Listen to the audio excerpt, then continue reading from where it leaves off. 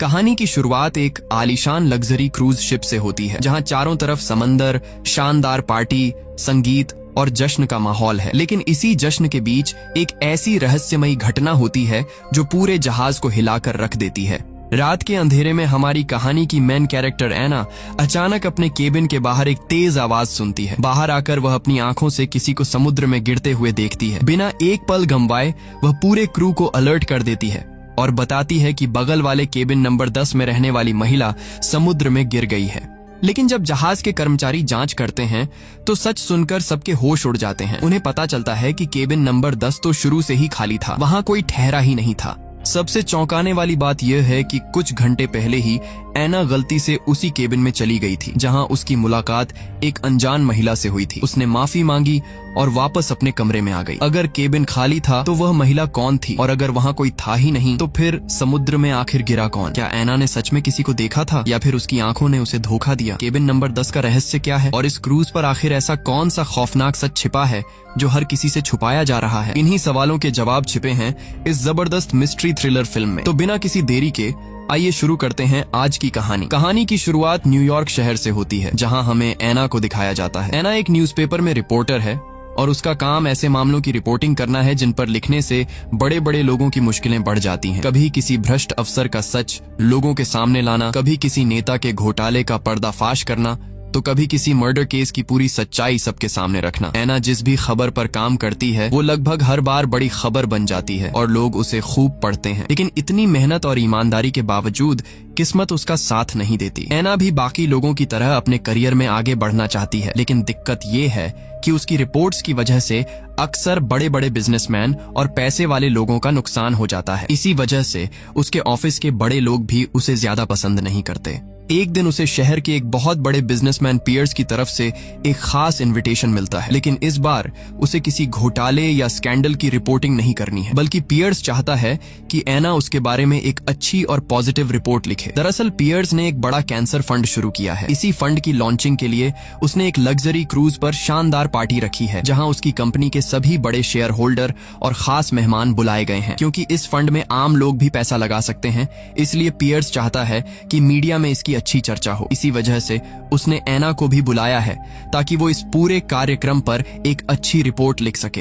एना अच्छी तरह समझती है कि ये सिर्फ एक न्यूज कवर करने का मौका नहीं है। इस जहाज पर शहर के सबसे अमीर और ताकतवर लोग मौजूद होंगे। अगर उनसे पहचान बन गई तो उसका करियर पूरी तरह बदल सकता है। इसलिए वो बिना ज्यादा सोचे समझे उस लग्जरी क्रूज पर पहुंच जाती है।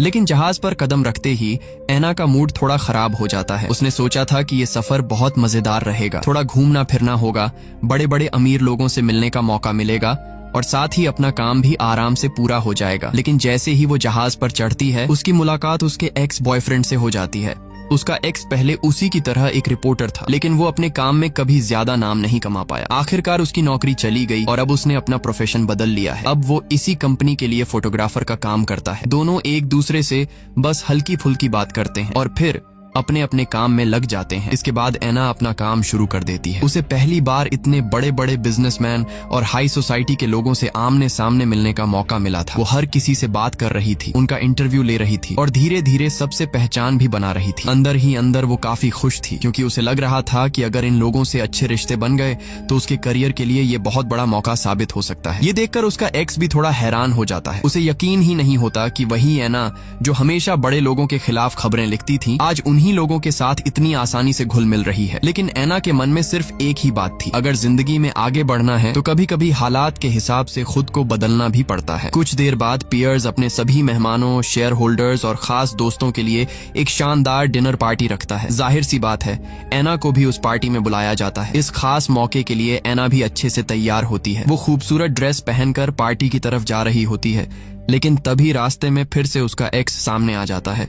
एना ने पहले कभी उसके सामने इस तरह तैयार होकर खुद को नहीं दिखाया था, इसलिए उसे थोड़ी शर्म महसूस होती है। वो उससे बचने के लिए जल्दी से पास में पड़े एक कमरे के अंदर चली जाती है, लेकिन उसे बिल्कुल भी अंदाजा नहीं था कि उसने गलत कमरा खोल दिया है। कमरे के अंदर जाते ही वो हैरान रह जाती है। वहाँ एक सुनहरे बालों वाली लड़की बैठी होती है। सबसे अजीब बात ये थी कि वो बिल्कुल आराम से कमरे में थी और पार्टी में जाने की कोई तैयारी भी नहीं कर रही थी। एना को ये बात थोड़ी अजीब लगी। उसने मन ही मन सोचा कि इतनी बड़ी पार्टी चल रही है, फिर ये लड़की यहाँ अकेली क्या कर रही है। लेकिन ऐना को तुरंत एहसास हो जाता है कि वो गलती से किसी और के कमरे में आ गई है।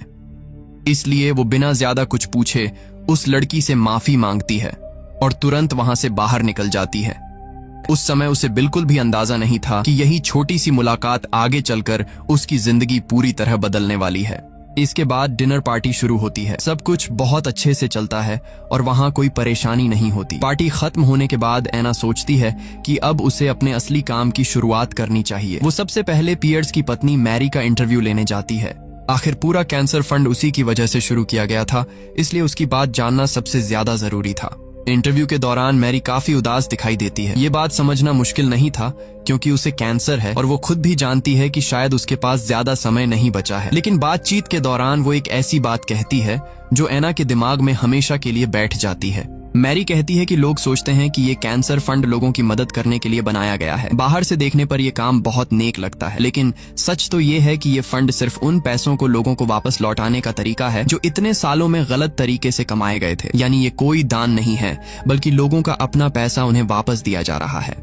मैरी की ये बात सुनकर ऐना समझ जाती है कि बड़े बड़े बिजनेसमैन और कंपनी के मालिक बाहर से चाहे जितने अच्छे दिखें, लेकिन उनके पीछे कितने गंदे राज छिपे हो सकते हैं। साफ था कि वो इशारा पियर्स और उसके साथियों की तरफ ही कर रही थी। इंटरव्यू खत्म होने के बाद ऐना अपने कमरे में वापस आ जाती है। धीरे धीरे रात हो चुकी थी। पूरे दिन के काम के बाद वो सोने चली जाती है, लेकिन उसे बिल्कुल भी अंदाजा नहीं था कि उसी रात उसकी जिंदगी का सबसे डरावना हादसा होने वाला है। रात के बीच में अचानक ऐना की नींद खुल जाती है। उसे ऐसा लगता है कि बगल वाले कमरे से किसी के जोर जोर से झगड़ने की आवाज आ रही है। पहले तो वो ध्यान से सुनती रहती है, लेकिन तभी उसे एक और अजीब आवाज सुनाई देती है। ऐसा लगता है जैसे कोई बहुत भारी चीज समुद्र में गिर गई हो। ये आवाज सुनते ही ऐना तुरंत अपने कमरे से बाहर निकलती है और जहाज के किनारे जाकर नीचे समुद्र की तरफ देखने लगती है। अंधेरा बहुत ज्यादा था, इसलिए उसे साफ साफ कुछ दिखाई नहीं देता, लेकिन थोड़ी देर बाद उसे पानी में एक औरत तैरती हुई नजर आती है। अंधेरे की वजह से वो उसका चेहरा नहीं देख पाती, लेकिन तभी उसकी नजर बगल वाले केबिन नंबर 10 की रेलिंग पर पड़ती है, जहाँ उसे खून के निशान दिखाई देते हैं। ये देखकर ऐना के होश उड़ जाते हैं। उसे पूरा यकीन हो जाता है कि अभी अभी केबिन नंबर 10 में रहने वाली औरत को किसी ने मारकर समुद्र में फेंक दिया है। बिना एक सेकंड की देरी किए वो तुरंत जहाज के स्टाफ को बुलाती है और उन्हें बताती है कि कोई औरत समुद्र में गिर गई है। ये खबर मिलते ही कप्तान तुरंत जहाज रुकवा देता है और रेस्क्यू टीम को तलाश शुरू करने का आदेश देता है। इसके बाद कप्तान खुद ऐना के पास आता है और उससे पूछता है कि आखिर उसने क्या देखा था। ऐना पूरी बात विस्तार से बताती है। वो कहती है कि बगल वाले केबिन नंबर 10 में एक औरत रह रही थी। आज दिन में वो गलती से उसी के कमरे में चली गई थी और उसने उस औरत को अपनी आंखों से देखा भी था, इसलिए उसे पूरा यकीन है कि वही औरत समुद्र में गिराई गई है। लेकिन तभी कहानी में पहला बड़ा ट्विस्ट आता है। कप्तान ऐना की बात सुनकर कहता है ये नामुमकिन है, क्योंकि केबिन नंबर 10 में कोई रहता ही नहीं। वो कमरा पूरी तरह खाली है। जिस मेहमान को वहाँ रुकना था वो आखिरी समय पर नहीं आ पाया था। ये सुनकर ऐना पूरी तरह हैरान रह जाती है। वो बार बार कहती है कि ऐसा नहीं हो सकता, उसने अपनी आंखों से उस औरत को देखा था, वो झूठ नहीं बोल रही। फिर ऐना कहती है कि अगर यकीन नहीं है तो चलकर केबिन नंबर 10 की रेलिंग देख लीजिए, वहाँ खून के निशान है। लेकिन जब सब लोग वहाँ पहुँचते हैं तो रेलिंग बिल्कुल साफ होती है, खून का एक भी निशान नहीं बचा होता। ऐना को समझ ही नहीं आता कि ऐसा कैसे हो सकता है, लेकिन उसे अचानक एक और बात याद आती है। वो कहती है कि उसके कमरे की तरफ एक सिगरेट का टुकड़ा उड़कर आया था, शायद वही सबूत बन सकता है। लेकिन जब वो जाकर डस्टबिन देखती है तो उसके अंदर भी कुछ नहीं होता, सिगरेट का टुकड़ा भी गायब हो चुका था। अब कप्तान को पूरा यकीन हो जाता है कि ऐना ने शायद अंधेरे में कुछ गलत देख लिया होगा। वो कहता है कि शायद उसे कोई गलत फहमी हुई है। इसके बाद वो जहाज दोबारा चलाने का आदेश दे देता है और सफर फिर से शुरू हो जाता है। लेकिन ऐना का दिमाग पूरी तरह उलझ चुका था। उसे बार बार वही बात परेशान कर रही थी। उसने अपनी आंखों से एक औरत को देखा था, फिर वो औरत अचानक गायब कैसे हो गई, खून के निशान कहाँ चले गए और सारे सबूत एक ही रात में कैसे साफ हो गए। पूरी रात यही सवाल उसके दिमाग में घूमते रहते हैं। अगली सुबह भी ऐना इस बात को भूल नहीं पाती। वो जितना सोचती है उतना ही उसे लगता है कि कल रात जो उसने देखा था वो बिल्कुल सच था। एक जिंदा इंसान को वो अपनी आंखों से देखकर गलत कैसे पहचान सकती है। यही सोचकर वो फैसला करती है कि अब वो खुद इस पूरे मामले की सच्चाई पता लगाएगी। अगली सुबह ऐना को पूरी रात की घटना बार बार याद आ रही थी। जितना वो उसके बारे में सोच रही थी उतना ही उसे यकीन होता जा रहा था कि उसने कोई सपना नहीं देखा था। उसने अपनी आंखों से एक औरत को देखा था, फिर वो अचानक ऐसे कैसे गायब हो सकती है। इसलिए एना ने तय कर लिया कि अब वो इस पूरे मामले की सच्चाई खुद पता लगाएगी। सबसे पहले वो सीधे पियर्स के पास जाती है और उसे पूरी बात बताती है। एना कहती है कि चाहे उसे यकीन हो या ना हो, लेकिन एक बार पूरे जहाज की अच्छे से तलाशी जरूर लेनी चाहिए। हो सकता है वो औरत कोई मेहमान न होकर जहाज पर काम करने वाली स्टाफ में से कोई हो। अगर ऐसा है तो उसकी जान अभी भी खतरे में हो सकती है। एना की बात सुनकर पियर्स तुरंत जहाज पर काम करने वाले सभी लोगों को एक जगह इकट्ठा कर लेता है। एक एक करके सबकी गिनती की जाती है, लेकिन हैरानी की बात ये होती है कि कोई भी गायब नहीं होता। जहाज का हर स्टाफ मेंबर वहीं मौजूद था। अब एना खुद भी सोच में पड़ जाती है। उसे समझ ही नहीं आता कि आखिर उसने जो देखा था वो सच था या फिर सच में उसका वहम था। इसी बीच अचानक एना के दिमाग में एक बात आती है। उसे याद आता है कि उसका एक्स बॉयफ्रेंड इसी कंपनी में फोटोग्राफर का काम करता है और काफी समय से इनके साथ घूम रहा है। हो सकता है उसके कैमरे में उस सुनहरे बालों वाली औरत की कोई फोटो हो। बस फिर क्या था। एना तुरंत उसके पास जाती है और दोनों मिलकर कैमरे की सारी तस्वीरें देखने लगते हैं। काफी देर तक फोटो देखने के बाद आखिरकार उन्हें वही लड़की दिखाई दे जाती है, वही सुनहरे बालों वाली औरत जिसे एना ने केबिन नंबर 10 में देखा था। अब एना को पूरा यकीन हो जाता है कि वो कोई सपना नहीं था, वो औरत सच में इस जहाज पर मौजूद थी। ये फोटो मिलते ही एना बिना देर किए उसे लेकर सीधे पियर्स के पास पहुंच जाती है। वो फोटो दिखाकर कहती है कि अब तो साफ सबूत है, अब इस औरत को ढूंढना चाहिए और पता लगाना चाहिए कि वो कहाँ है। लेकिन पियर्स फोटो देखते ही हंसने लगता है। वो कहता है कि ये तस्वीर तो कई महीने पहले की है, उसे खुद भी नहीं पता कि ये लड़की कौन है, ऐसे में वो उसे कहाँ से ढूंढे। फिर वो समझाता है कि ऐसे बड़े बड़े अमीर लोगों की पार्टियों में अक्सर बाहर से मॉडल्स और खूबसूरत लड़कियों को बुलाया जाता है ताकि पार्टी का माहौल अच्छा लगे। कौन किसे बुलाकर लाया था ये पता लगाना लगभग नामुमकिन है, इसलिए सिर्फ एक पुरानी फोटो के सहारे किसी की तलाश नहीं की जा सकती। पियर्स की बात सुनने के बाद एना के पास कोई जवाब नहीं बचता। उसे भी लगता है कि उसकी बात पूरी तरह गलत नहीं है, इसलिए फिलहाल वो इस मामले को वहीं छोड़ देती है। लेकिन अजीब बात ये थी कि जब भी एना इस केस से पीछे हटने की कोशिश करती, तभी उसके सामने कोई नई चीज आ जाती जो उसे फिर से उसी रहस्य की तरफ खींच लेती। उसी दिन जब एना अपने कमरे में नहा रही होती है, तभी अचानक कोई उसे डराने की कोशिश करता है। उसे साफ साफ धमकी दी जाती है कि अगर उसे अपनी जान प्यारी है तो वो तुरंत इस मामले की जांच बंद कर दे। ये धमकी मिलते ही एना के मन का आखिरी शक भी खत्म हो जाता है। अब उसे पूरा यकीन हो जाता है कि उस रात उसने जो देखा था वो बिल्कुल सच था। किसी ने सच में जहाज पर एक औरत का कत्ल किया था और उसके बाद उसकी लाश समुद्र में फेंक दी थी, और अब वही लोग उसे भी चुप कराना चाहते थे ताकि ये राज हमेशा के लिए छिपा रहे। अब एना डरने वाली नहीं थी। उसने फैसला कर लिया कि चाहे कुछ भी हो जाए, उसे ऐसे सबूत ढूंढने होंगे जिन्हें कोई मिटा ना सके। तभी उसे अचानक उस सुनहरे बालों वाली औरत की एक बात याद आती है। जब वो गलती से उसके कमरे में गई थी, तब ऐसा लग रहा था जैसे वो अभी अभी बाथरूम इस्तेमाल करके निकली हो। एना सोचती है कि अगर वो उस कमरे के बाथरूम में जाकर उसकी इस्तेमाल की हुई चीजें देखे तो शायद उसे उसके बाल या कोई और सबूत मिल जाए। यही सोचकर वो अपनी जान जोखिम में डालकर चोरी छिपे दोबारा केबिन नंबर 10 के अंदर घुस जाती है। इस बार उसकी किस्मत साथ देती है। कमरे के अंदर उसे आखिरकार एक ऐसा सबूत मिल जाता है जिसे देखकर उसकी आंखें चमक उठती हैं। वहाँ उसे एक सुनहरे रंग का बाल मिल जाता है। अब एना को पूरा यकीन हो जाता है कि उस कमरे में सचमुच कोई औरत रह रही थी और उसकी बात बिल्कुल सही थी। वो तुरंत वो बाल लेकर अपने एक्स बॉयफ्रेंड के पास पहुंचती है और कहती है, देखा, मैं शुरू से सच कह रही थी, केबिन नंबर 10 खाली नहीं था, वहाँ कोई औरत रह रही थी और मुझे पूरा यकीन है कि उसी का कत्ल किया गया है। लेकिन एना का एक्स बॉयफ्रेंड उसकी बात सुनकर बिल्कुल भी हैरान नहीं होता। वो बहुत शांत होकर कहता है, मान लो तुमने ये साबित भी कर दिया कि केबिन नंबर 10 में कोई औरत रह रही थी, तो उससे क्या बदल जाएगा? हम इस समय उन लोगों के बीच फंसे हुए हैं जिनके पास बहुत पैसा, ताकत और पहुंच है। यहाँ मौजूद लगभग हर इंसान किसी न किसी बड़े आदमी से जुड़ा हुआ है। ऐसे लोगों से लड़ना हमारे जैसे आम लोगों के बस की बात नहीं है। अगर हमें अपनी नौकरी भी बचानी है और इस जहाज से जिंदा उतरना भी है, तो सबसे अच्छा यही होगा कि हम कुछ भी न देखें और कुछ भी न जाने। एना उसके शब्दों के बारे में सोचने लगती है। उसे भी धीरे धीरे एहसास होता है कि वो गलत नहीं कह रहा। आखिर सामने जिन लोगों से उसका सामना है वो बहुत ताकतवर हैं। अगर वो ज्यादा आगे बढ़ी तो उसकी अपनी जान भी खतरे में पड़ सकती है। यही सोचकर एना कुछ समय के लिए खुद को शांत कर लेती है और फैसला करती है कि अब वो इस मामले में ज्यादा दखल नहीं देगी। इसके बाद वो बाकी मेहमानों की तरह पार्टी और दूसरे प्रोग्राम में शामिल होने लगती है। बाहर से देखने पर ऐसा लगता है जैसे उसने जांच पूरी तरह छोड़ दी हो, लेकिन इसी दौरान उसे एक और अजीब बात नजर आती है। उसे याद आता है कि जब उसने पहली बार पियर्स की पत्नी का इंटरव्यू लिया था, तब वो बहुत खुलकर बातें कर रही थी। उसकी हर बात में आत्मविश्वास था और वो अपनी सोच साफ साफ रख रही थी। लेकिन अब वही औरत बिल्कुल बदल चुकी थी। पार्टी में वो लगभग किसी से बात नहीं कर रही थी। वो बहुत चुप चुप रहती थी और कुछ देर बैठने के बाद ये कहकर वहां से चली जाती थी कि उसकी तबीयत ठीक नहीं है और उसे आराम करना है। ऐना को यह बदलाव बिल्कुल सामान्य नहीं लगा। उसके मन में बार बार सवाल उठने लगा कि आखिर एक ही इंसान का व्यवहार इतनी जल्दी इतना ज्यादा कैसे बदल सकता है। वो कई बार उससे अकेले में बात करने की कोशिश करती है, लेकिन उसे कभी सही मौका नहीं मिल पाता। इसी बीच एक और बड़ा हादसा हो जाता है और इस बार निशाना सीधे ऐना होती है। एक दिन जब वो अकेली होती है तभी अचानक पीछे से कोई आता है और उसे जोर से धक्का देकर सीधे स्विमिंग पूल में गिरा देता है। ऐना कुछ समझ पाती उससे पहले ही वो आदमी पूल का ऊपर वाला ढक्कन भी बंद कर देता है।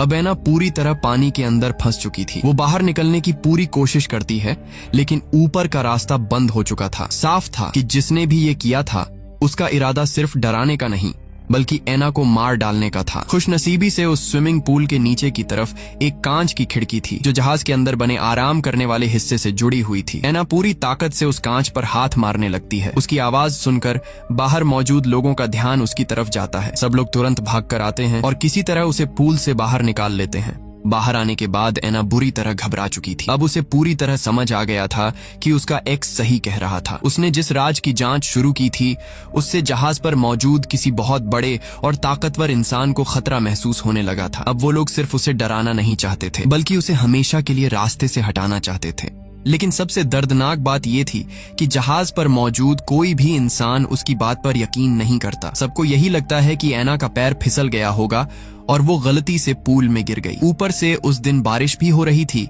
इसलिए लोगों का कहना था कि खराब मौसम की वजह से पूल पहले से ही बंद किया गया था। ऐसे में उसका ढक्कन बंद होना बिल्कुल सामान्य बात थी। अब ऐना के पास अपनी बात साबित करने का कोई तरीका नहीं बचा था। वो चाहकर भी किसी को सच्चाई नहीं बता पा रही थी। तभी उसे अचानक याद आता है कि उसके पास तो अभी भी सबसे बड़ा सबूत मौजूद है, वही सुनहरे बाल जो उसे केबिन नंबर 10 से मिले थे। अगर वो बाल सबको दिखा दे तो कम से कम ये तो साबित हो जाएगा कि उस कमरे में सचमुच कोई औरत रह रही थी। लेकिन अगले ही पल उसके पैरों तले जमीन खिसक जाती है। ऐना को अचानक याद आता है कि जब लोगों ने उसे स्विमिंग पूल से बाहर निकाला था तब उसके भीगे हुए कपड़े और कोट भी स्टाफ अपने साथ ले गए थे ताकि उन्हें साफ किया जा सके। और वही सुनहरे बाल जो उसके सबसे बड़े सबूत थे उसके कोट की जेब में रखे हुए थे। वो घबराकर तुरंत अपना कोट ढूंढती है, लेकिन जैसे ही जेब टटोलती है उसके होश उड़ जाते हैं। जेब पूरी तरह खाली थी। वो बाल वहां से गायब हो चुके थे। अब ऐना को समझते देर नहीं लगती कि किसी ने मौका मिलते ही उसका सबसे अहम सबूत चुरा लिया है। अब उसके दिमाग में एक और सवाल आता है। अब तक सिर्फ एक ही इंसान जानता था कि उसके पास वो सबूत है और वो था उसका एक्स बॉयफ्रेंड, इसलिए सबसे पहले शक भी उसी पर जाता है। ऐना सीधे उसके पास पहुंचती है और गुस्से में पूछती है कि कहीं उसने ही तो वो सबूत गायब नहीं किया।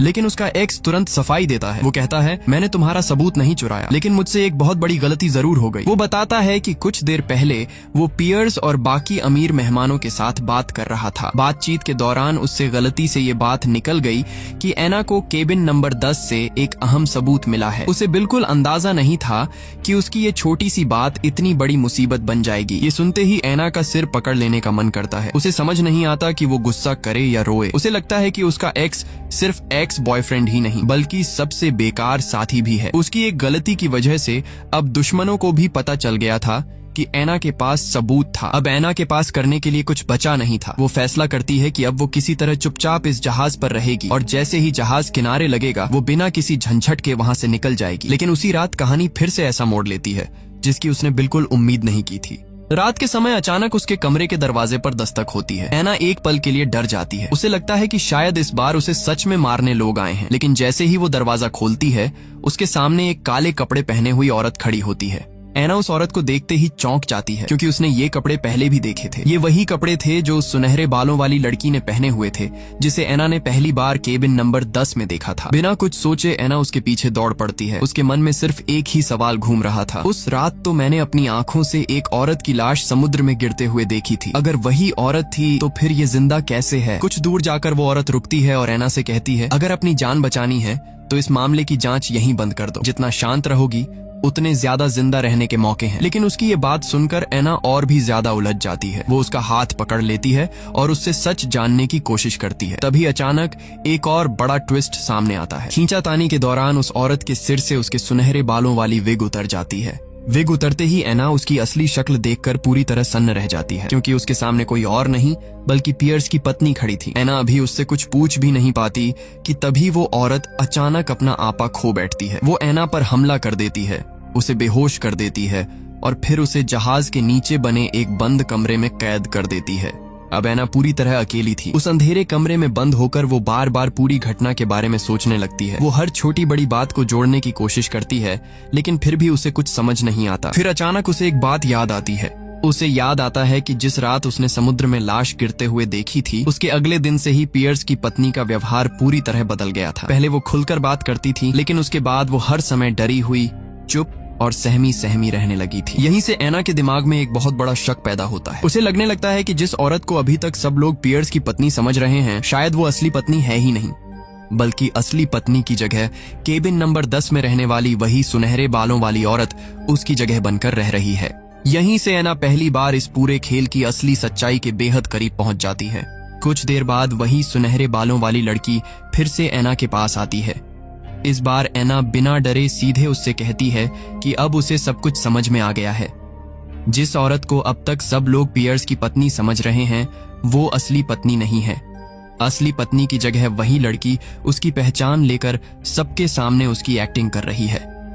एना की ये बात सुनते ही लड़की समझ जाती है कि अब उससे सच्चाई छिप नहीं सकती, इसलिए वो आखिरकार सब कुछ सच सच बता देती है। वो कहती है कि एना का शक बिल्कुल सही है। पियर्स ने ही उसे पैसे देकर अपनी पत्नी का किरदार निभाने के लिए रखा था। उसने सोशल मीडिया पर उसकी तस्वीर देखी थी, क्योंकि उसकी शक्ल अपनी पत्नी से काफी मिलती जुलती थी। इसी वजह से उसने उसे इस पूरे प्लान का हिस्सा बनाया था। अब यहाँ फिल्म का एक पुराना सीन भी समझ में आता है। याद होगा जब एना ने पहली बार पियर्स की पत्नी का इंटरव्यू लिया था, तब उसने एक बात कही थी कि ये कैंसर फंड पियर्स ने उसके लिए नहीं बनाया, बल्कि वो खुद ये फंड शुरू करना चाहती थी। यानी पियर्स जो सबके सामने कह रहा था, असलियत उससे बिल्कुल अलग थी।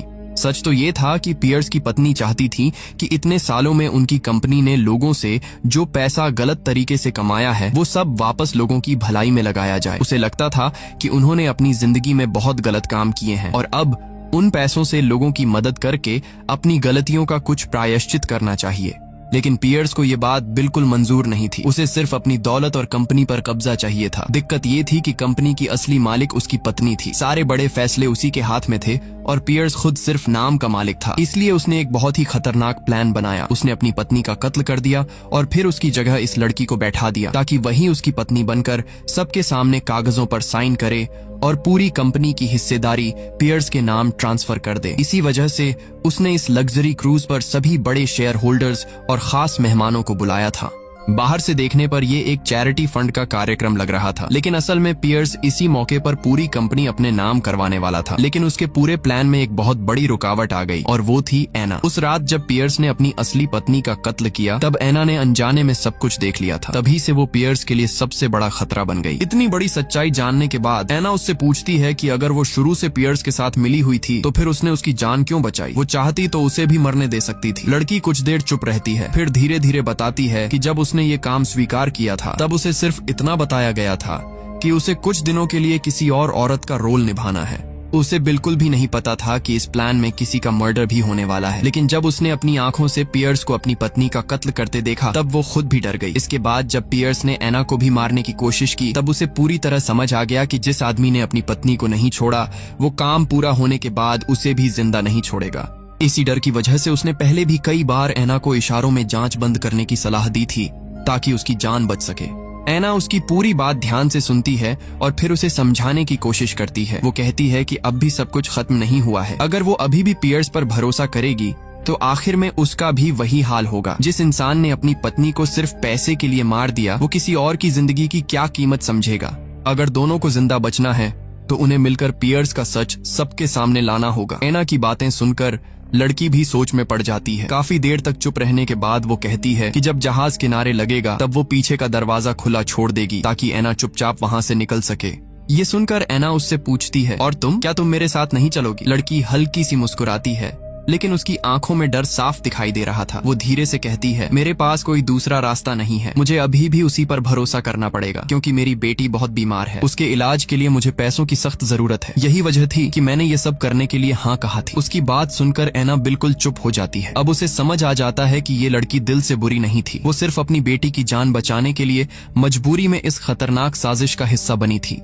ऐना उसकी मजबूरी समझ चुकी थी, इसलिए उस समय उसने उससे ज्यादा बहस नहीं की। थोड़ी ही देर बाद जहाज किनारे पहुंचने वाला था। दूसरी तरफ पियर्स खुद उस लड़की को अपने साथ लेकर शेयर ट्रांसफर की आखिरी मीटिंग के लिए निकल जाता है। इधर ऐना भी पीछे वाले रास्ते से चुपचाप जहाज से उतरकर वहां से निकलने वाली थी, लेकिन जैसे ही वो बाहर जाने लगती है उसके कदम रुक जाते हैं। वो सोचने लगती है कि अगर वो अभी यहाँ से भाग गई तो पियर्स अपना पूरा प्लान आसानी से पूरा कर लेगा। फिल्म की शुरुआत से ही हम देख रहे थे कि ऐना अपने ऑफिस में कभी वो पहचान नहीं बना पाई जिसकी वो हकदार थी।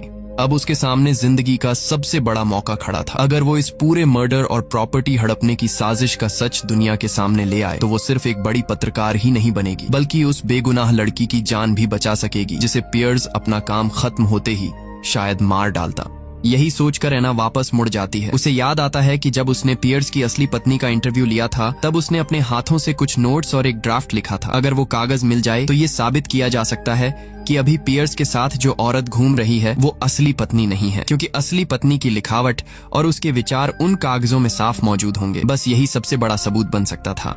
ऐना तुरंत पियर्स की पत्नी के कमरे की तरफ भागती है ताकि वो इंटरव्यू वाले कागज ढूंढ सके, लेकिन तभी पियर्स के आदमियों की नजर उस पर पड़ जाती है। दरअसल जब पियर्स को पता चला कि ऐना गायब है तभी उसे शक हो गया था कि वो चुप बैठने वाली नहीं है, इसीलिए उसने पहले ही कप्तान और अपने आदमियों को आदेश दे दिया था कि ऐना को ढूंढो और मौका मिलते ही उसे हमेशा के लिए खत्म कर दो।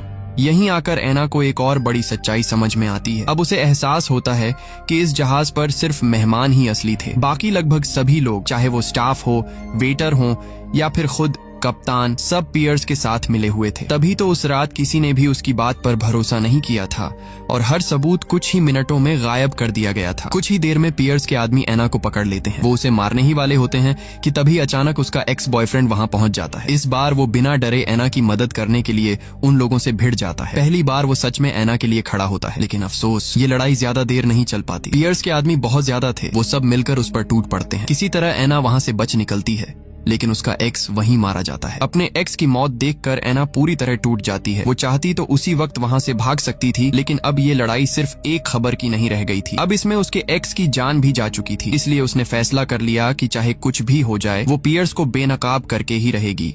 इसके बाद ऐना चुपके से उस हॉल में पहुंचती है जहां शेयर ट्रांसफर का कार्यक्रम चल रहा था। पियर्स स्टेज पर खड़ा होकर सबके सामने भाषण दे रहा होता है। तभी अचानक ऐना सबके सामने आ जाती है और जोर से चिल्लाकर कहती है, पियर्स एक कातिल है, उसने अपनी ही पत्नी का कत्ल किया है। ये सुनते ही पूरे हॉल में सन्नाटा छा जाता है। पियर्स तुरंत सिक्योरिटी को इशारा करता है कि ऐना को वहां से बाहर निकाल दिया जाए, लेकिन तभी कहानी में आखिरी बड़ा ट्विस्ट आता है। जिस लड़की ने पियर्स की पत्नी बनकर सबके सामने उसकी एक्टिंग की थी वो अब ऐना का साथ देने का फैसला कर चुकी थी। वो सबके सामने कहती है कि पहले ऐना की पूरी बात सुनी जाए। अब पियर्स का पूरा प्लान बिखरने लगा था। आखिरकार उसकी साजिश सबके सामने आ जाती है। पुलिस मौके पर पहुंचती है और पियर्स को अपनी पत्नी के कत्ल, धोखाधड़ी और पूरी प्रॉपर्टी हड़पने की साजिश के आरोप में गिरफ्तार कर लिया जाता है। आखिर में पियर्स को हथकड़ियां लगाकर ले जाया जाता है और उसकी पूरी चाल वहीं खत्म हो जाती है। इसी के साथ फिल्म भी खत्म हो जाती है।